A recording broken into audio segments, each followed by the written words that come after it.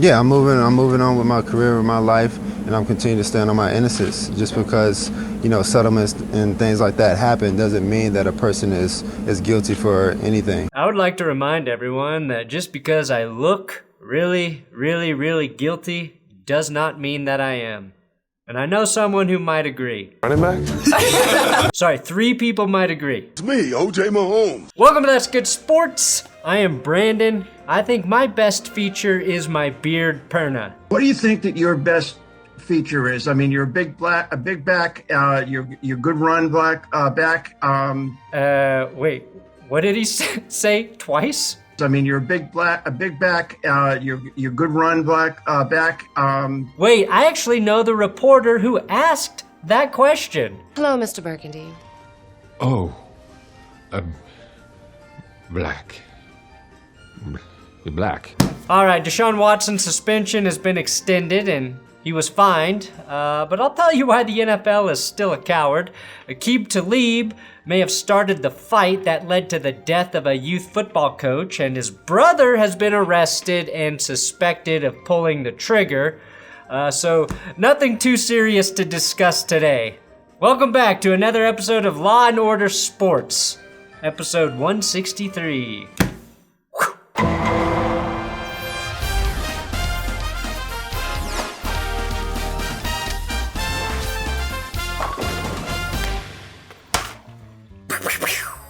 Hey, a great way to support this channel is by buying my coffee. BenchwarmerBrew.com. We've launched new mugs. Our coffee is craft, high quality, expensive coffee, but it's fucking delicious. And we're also carbon neutral. And every order you purchase, we make a donation to someone in need to help provide them a meal through the Faya Foundation. So I'm trying to balance out all the shit we see every day in this world. I will have the Patreon fantasy draft info up on Patreon tonight. And that's it. On to the episode. Let's start with the brothers Talib. And this is about as fucked up a story as I've seen. Earlier in the week, we learned that Aqib Talib's brother, Yaquab Talib, was suspected in a shooting that killed a man after a fight broke out at a youth football game. Now, Yaquab Talib turned himself in after a murder warrant was issued for his arrest. Aqib and Yaquab coach a youth football team, the North Dallas United Bobcats. That's right, they coach a youth football team. Aqib Talib, a former NFL player who is in the early stages of a very promising broadcast career, a man who has been on this show, is getting into fights at youth football games. And now his brother, Yaquab, is being accused of killing the opposing team's head coach after shooting him 5 times over a dispute about the game. Mike Hickman was the coach for the opposing team and the man who was killed in this altercation. And then it was reported by Jason Whitlock that Aqib Talib started the fight by throwing a punch that turned into a brawl and ultimately led to the shooting. From what I gather, Talib and his brother became upset after a late hit penalty against their team set up the opposing team for a touchdown. Talib started yelling at the official, got up in his face. Mike Hickman, the coach for the other team, was trying to pick up a football that kept getting kicked away from him until allegedly Talib punched him and his brother shot him. Now, this is the statement from Aqib Talib's lawyer. The story is inaccurate, Perez said Tuesday afternoon. You need to talk with all of the witnesses, not just the opposing coaches. I will be more than happy to make a statement at the end of the week when we've conducted a full investigation. Obviously, that's what any lawyer would say. It's the whole reason you have lawyers, but we'll see what other evidence they provide. There was a video of the fight that broke out, and multiple people have pointed to Aqib Talib as the instigator. Back in 2016, Aqib Talib was shot in a strip club or just outside the strip club after a fight broke out there. Most believe that Talib shot himself in the leg. Talib and his brother were also investigated after a gun was fired inside a Dallas nightclub after, wait for it, a fight broke out that they were involved in. Again, this is an ongoing investigation. We'll see what else comes out, but it does not look good for Aqib Talib and now also Aqib Talib if it is determined that he started the incident that led to a man's death at a youth football game. And now we have some closure on the Deshaun Watson decision. The NFL has appealed the 6-game Deshaun Watson suspension issued a few weeks ago, and appeals officer Peter C. Harvey has upped the ante and handed the Browns quarterback an 11-game ban in the 2022 season plus a $5 million fine. Watson posted this statement: "I am grateful that the disciplinary process has ended and I cannot believe you guys didn't suspend me longer. I look forward to coming back and booking my first massage December 4th. So the NFL appeal netted plus 5 games, which really still isn't that good, but makes the appeal worth it, I guess, and makes everyone a little less nauseous overall. Watson has also been fined $5 million, which is a lot to 99.99% of human beings, but isn't exactly earth-shattering for a guy who just signed a fully guaranteed deal of $230 million.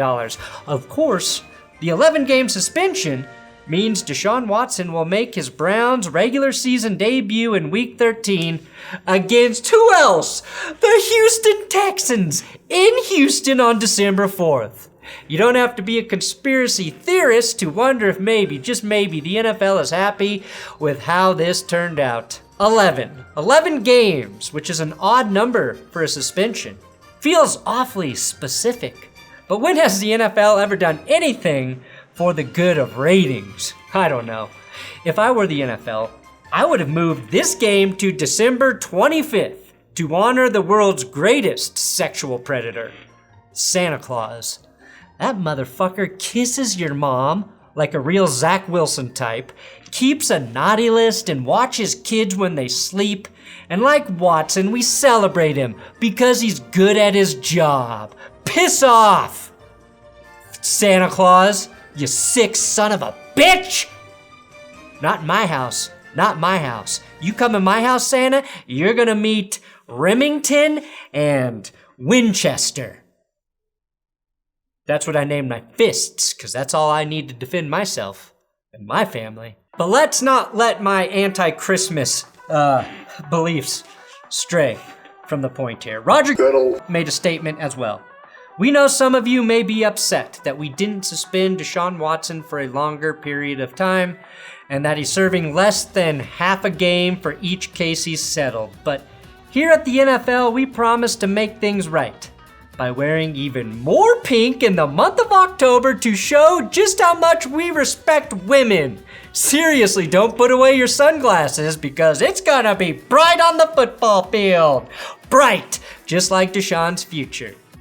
Wait, scratch that last part. Now, if you actually watched Deshaun Watson during the preseason against the Jaguars, you might not think his return is even going to be a good thing for the Browns. Watson went just 1 for 5 passing, while Jaguars fans chanted, "You sick fuck! You sick fuck! You sick fuck! You sick fuck!" You know you're a sick son of a bitch when you can get Jaguars fans that interested in a preseason game. Honestly, Watson had some really errant passes in that game, and it's fair to wonder if he's ever going to be the same guy he was after he eventually misses a total of 28 games due to his voluntary holdout and this suspension. My thought here is this: the NFL is run by cowards. I have no idea. I honestly have no idea how the NFL can conduct an investigation and from their investigation say we believe Deshaun Watson committed sexual assault and showed no signs of remorse for his actions, and then have the good faith to compromise with him. You don't compromise with sexual predators because they can throw a football. Winner of that award is the pass is intercepted at the 50-yard line. Sorry, throw a football well. I think it's important to remember Deshaun is 26 years old, okay? And is a high-level NFL quarterback. That's Browns owner reminding us Watson is a hell of a QB and that he's only 26. Which is fair to bring up. Every 26-year-old man out there remembers when he accidentally got 66 massages from 66 different women in the span of about a year and may have accidentally tried to force them to perform oral sex and or ejaculated on them without their permission. It's what they call the right of the 26-year-old. Now, many people have pointed to Robert Kraft and Dan Snyder as examples of why the NFL can't punish Watson more harshly. And I get it, I do. But Dan Snyder has been fined more than Watson and still cannot operate as team owner. It's a joke, his punishment's a joke, but it is harsher than Watson's. The right thing to do would be to punish both of them more appropriately, but that's what it is right now. I also think that Robert Kraft's situation was different. He was busted for seeking consensual happy endings at a massage place. Now that story gets dark because we don't know if the women working there were working willingly, but I think Kraft's situation from his standpoint was different. That said, I can't blame Watson for taking advantage of the bad behavior loophole in the NFL. Watson was smart enough to not be disrespecting the flag when he was doing his sexual misconducts and assaults. So 11 games it is. The NFL did state if Watson does this 13 or 14 more times, he's totally out of there. I swear you guys rip on me 13 or 14 more times, I'm out of here. And Browns team owner Jimmy Haslam stated, I think in this country, people deserve second chances. Is he never supposed to play again? Is he no longer supposed to be part of society? That's what we're going to do? We gave Kareem Hunt a second chance, and that worked out pretty well. Except for when Hunt wanted more money recently, right? And when he was asked why Baker Mayfield didn't deserve another chance after playing injured for the team for a full season, Haslam said, I mean, we got rid of the guy who looks like a sexual predator. Isn't that enough? Now the Browns will have to roll with Jacoby Brissett. Rolling with Kobe. Oh, hi. At QB, who's had tons of experience as an NFL starter, throwing 36 touchdowns to 17 interceptions and 0 sexual assault allegations in a career that spanned 6 seasons after he became a third-round pick by the New England Patriots. Now, Brissett filled in for the Colts in 2017 when Andrew Luck was injured for a full season, and again in 2019 when Luck shocked everyone and announced his retirement during the preseason. Of course, the Browns may still be interested in trading for QB Jimmy Garoppolo, as was reported a week or so ago. I think Garoppolo could keep the Browns on a playoff pace. And the Browns have stated, the thing we like about Jimmy is women brag about having sex with him. So yes, Calvin Ridley still suspended indefinitely for betting on his team to win during a time he wasn't playing. Yes, the NFL had hard evidence that he placed the bet. There was no disputing that.